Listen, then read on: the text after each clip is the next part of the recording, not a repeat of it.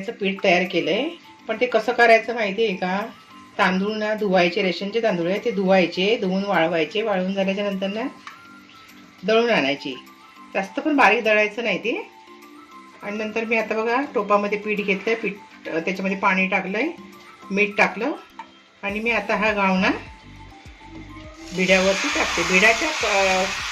बिड्यावरती घावणा छान सुंदर येतो. माझी आजी आहे ना, आम्हाला सकाळी ना हेच बनवून द्यायची चहा बरोबर, खूप छान लागतात. आणि आता ना याच्यावरती झाकण थोडं ठेवायचं. आज मी ना चिकनचा रस्सा केलाय, सुकं चिकन केलंय, कलेजा केलाय.